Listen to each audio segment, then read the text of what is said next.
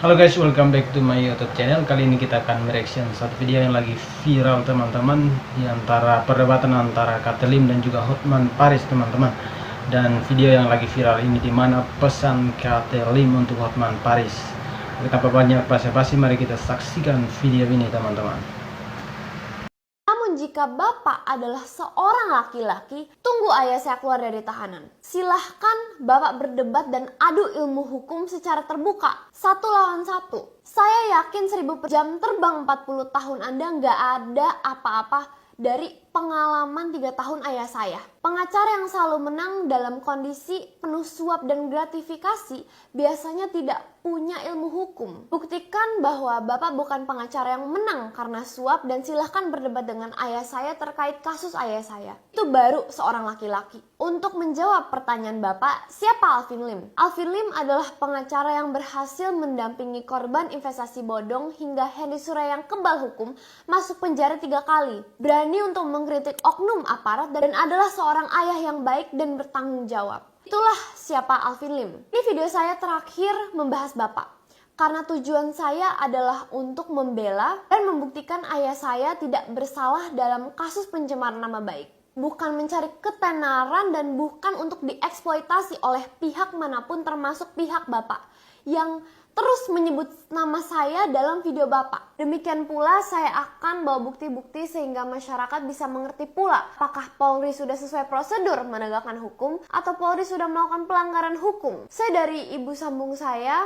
akan berhadapan dengan Bapak dan Bapak Kapolri dengan penuh sopan dan etika. Bertujuan untuk mencari kebenaran material dalam kasus ayah saya. Jika saya salah dan kalah, saya bersedia dihukum sesuai dengan undang-undang yang berlaku sebagai resikonya. Tapi jika saya menang, maka mohon Kapolri mencopot Dirtipid Cyber, Kasubdit, Kanit, Panit, dan penyidik yang menyidik kasus ayah saya. Karena telah mengkriminalisasi rakyat yang tidak bersalah. Saya akan bawa ketikan kopi file P19 yang saya dapat isinya dari hasil Insage PN Jakarta Selatan bahwa jaksa peneliti setuju bahwa kejaksaan bukan individu dan tidak bisa dicemarkan dan tidak memenuhi unsur pencemaran nama baik. Juga Kejaksaan Agung bukanlah SARA sehingga tidak masuk pasal 28 Undang-Undang ITE sebagai ujaran kebencian. Saya ingin bertanya, jika Rocky Gerung sebagai warga negara menyebut presiden dan menimbulkan protes di kalangan pejabat, kenapa jika pejabat dan perwira polisi menyebut warga negara sebagai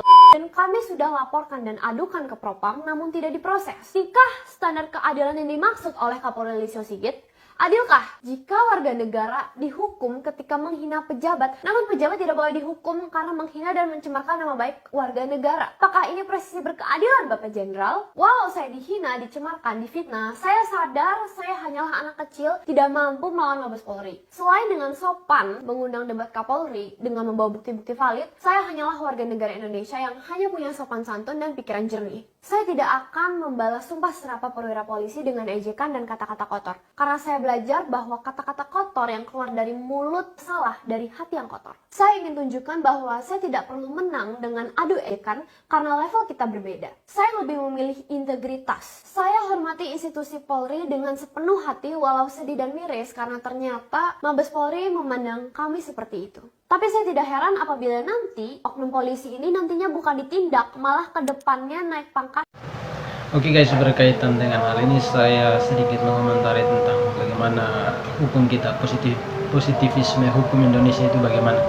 Dan saya lebih menyoroti tumpang tindihnya hukum positivisme hukum yang ada di Indonesia, di mana hukum itu dibuat untuk suatu hal namun terkesannya tumpang tindih. Dan berkaitan dengan hal ini, semacam anak ini ingin membela anaknya, tetapi adanya perlindungan anak sehingga ini sebuah hukum yang saya melihat sebagai tumpang tindih dari hukum Indonesia itu sendiri. Dan saya lebih menyoroti tentang progresivitas hukum Indonesia. Hukum itu harus dibuat atas dasar norma dan moral manusia itu sendiri. Mungkin ini saja, sekian dan terima kasih.